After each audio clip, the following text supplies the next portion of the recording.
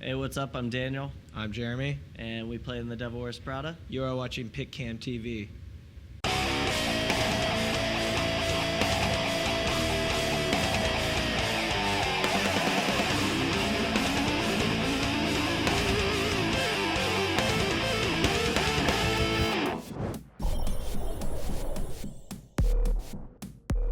Hey, I'm Monica with PitCam, and I'm here with Jeremy and Daniel from the Devil Wears Prada. Hi, guys.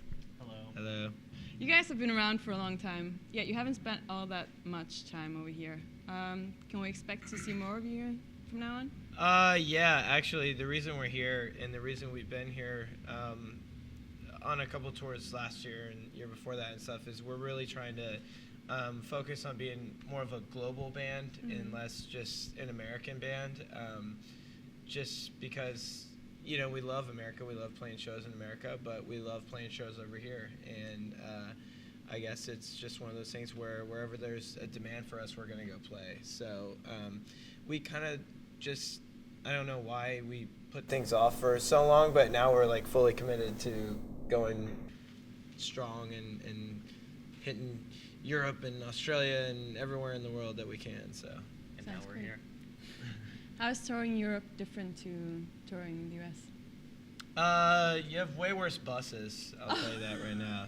Your bus situation is lackluster, but You eat a lot more McDonald's because... Really? well, the food closes really early. Yeah, the here. food closes really early, and McDonald's and kebab. You Yeah, eat a kebab. lot of kebab. A lot of kebab. But the catering is also way better. Show-wise, though, There's a lot of different things. yeah, the And so shows what- are kind of really similar though, just because we put on pretty much the same show, and you know, fans are receptive and you know, mosh and dance around and do everything and headbang and have fun. So it's just in general, I think there's a little bit more of a metal side to things here, which is cool for a band like us because we have a more metal side too, I guess. So it kind of works out. Sounds good. We're glad to have you. You have a very impressive energy on stage. How do you manage to keep that up year after year? Red Bull? Is that Yeah. Rockstar? Rockstar. Any energy drinks? I don't know. Caffeine in general.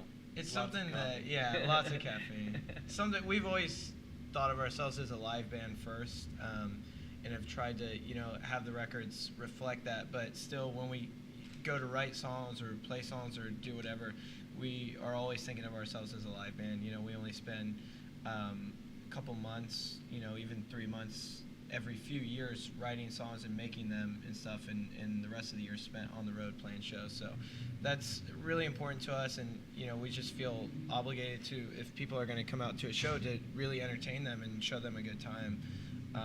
You know, especially in America with a lot of the scenes going on and stuff like that. There's just so much camaraderie backstage and all this stuff, and that's all good and fun, but the real reason we're here is to put on a really good show and have everybody that comes out have a good time, so we try and keep that the main focus. You guys pretty much grew up in this business. Has it been hard? You started out so early. I don't know. I think we just go with the flow. Things since the beginning have always, you know, I guess been on our side. So I don't know. It hasn't been hard. Yeah, we don't have to change our van tires in the desert Yeah. in our underwear in 100-degree weather anymore. So Lucky with where things are right now. So you wouldn't have done anything differently if you'd had the chance? no, probably. yeah. Well, maybe. I don't know. Written better songs earlier, maybe. That would have been changed the band name, maybe. But Not done a certain cover, maybe. yeah, maybe we could retract. Oh, that one. Yeah, cover. But you know, we were kids, so. It's not that bad. Yeah, it's all right. There's so much happening in the U.S. these days with the Hurricane Sandy, presidential elections, and everything. Do you manage to stay on top of it? Yeah, we actually were sitting there streaming all the election stuff as it was happening. You know, that's a super big deal, not just to us, but to everybody. You know, and for people like us that go around the world and travel all the time, we realize how important it is to I guess just have somebody that reflects those values and stuff. So we were pretty happy with the outcome, I think, just because we are a worldwide kind of band, and hopefully we've seen things a little differently than a lot of people, but yeah, we try and keep up on that stuff, and our sound guy's like obsessed with NPR. It's like National Public Radio in America, so he's... I just kept talking about how if Mitt Romney was going to win, I was staying here. So I'm stoked. I can go home. Yeah. Nice one. So seeing the world sort of changes the view that you have on your own country, or you have a different Yeah, view obviously, America's my favorite country. I'm from there. Yeah. And I think it's a great place. It's a great country, and I encourage anyone to come check it out. But There's a lot of Chipotle's there. Yeah. Chipotle's awesome. A lot of good Mexican food in general. But the more you America's travel, the great. more you see like how not different everything kind of is, and in a good way. No matter where you go, people are doing the same things: eat, drink, party, go to bed, work. Make money. Everything costs too much everywhere, so it's cool. Let's talk about Dead Throne. What's the meaning behind that title? I mean, I didn't write the lyrics. Yeah, but, Mike's not here. Yeah, but it's the theme of the album is anti-idolatry, so it's just about not putting things on pedestals, or not raising things up that don't deserve to be there in the first place, I guess. Is it like Like a view on the whole scene or the world in general? Just the world. I mean, I don't want to put words in Mike's Mike's mouth, mouth. I guess. But as far as the general theme of the album, it's just like whether it be a girlfriend or another religion or an idol or somebody you see, like Even us. Us, anything, your favorite band, whatever. Don't put them on this fake throne because you might not know the person, or they may let you down in some way or another. They might not agree with something you agree with exactly, and when you find that out, you're going to be left feeling short because of it. So yeah, just kind of that whole idea of not raising things up, I guess. It seems to me like your music just keeps getting darker. Yeah. Right? Yeah.